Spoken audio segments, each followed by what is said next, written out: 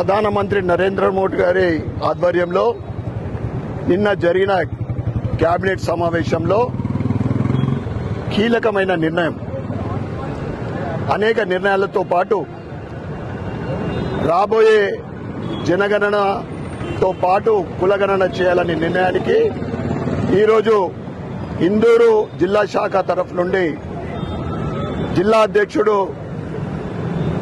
మా దినేష్ కులాచారి గారు మరియు ఇతర నాయకులు, నిర్మల్ బీజేపీ నాయకులు అంజిరెడ్డి గారు మరియు అనేక మంది నాయకులు కార్యకర్తల ఆధ్వర్యంలో నరేంద్ర మోడీ గారికి మరియు కిషన్ రెడ్డి గారికి మా ఎంపీ గారికి పాలాభిషేకం చేయడం జరిగింది.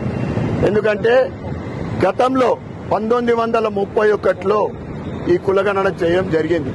స్వతంత్రం వచ్చిన తర్వాత ఇప్పటి వరకు ఏ ప్రభుత్వం కూడా కులగణన చేయలేదు. ఇప్పుడు ఈ కులగణన ప్రకటించిన తర్వాత కాంగ్రెస్ వాళ్ళు గొప్పగా చెప్పుకుంటా ఉన్నారు, మేము అడిగినందుకే కులగణన, జాతీయ కులగణన చేయడానికి కేంద్రం సిద్దమైందని.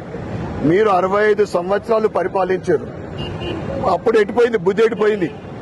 ఈరోజు దేశాలు పుట్టినోళ్ళు ఎవరు, బయటకెళ్లి రోహింగ్యాలు ఎవరు, పాకిస్తాన్కి వెళ్ళి వచ్చినోడు, బంగ్లాదేశ్కి వెళ్ళి వచ్చినోడు, అవన్నీ కూడా తేల్చడానికే ఈ కులగణన ప్రక్రియ.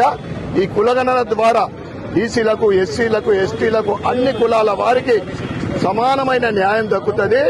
రాబోయే రోజులలో ఈ కులగణన తర్వాత దేశము ముందుకు ఇంకా అభివృద్ధి పదంలో ఇంకా ముందుకు సాగుతుంది. ఎందుకంటే ఈ కులగణన స్పష్టంగా తెలిసిపోతుంది ఏ కులానికి ఎంత ఉందండి. ఈ మేనిఫెస్టోలోనే ఉంది. భారతీయ జనతా పార్టీ మీరు 65 సంవత్సరాలు పాలిస్తే అప్పుడు జ్ఞాపకం రాంది. ఇప్పుడు మీరు రాష్ట్రంలో చేసిన కులగణన, కేంద్ర మంత్రి వాళ్ళు కూడా చెప్పిండ్రు, కొన్ని రాష్ట్రాలు కులగణన చేసినాయి, అవన్నీ కూడా తప్పుల తడక. తెలంగాణలో చేసింది బీసీలకు అన్యాయం చేసిండ్రు, 52% 46% చూపిండ్రు. కేవలము ముస్లింలకు సంతోషపరచడానికే ఈ తప్పుల తడక కులగణన తెలంగాణలో జరిగింది. అంత తప్ప అది నిజమైన కరెక్ట్ కులగణన కాదు.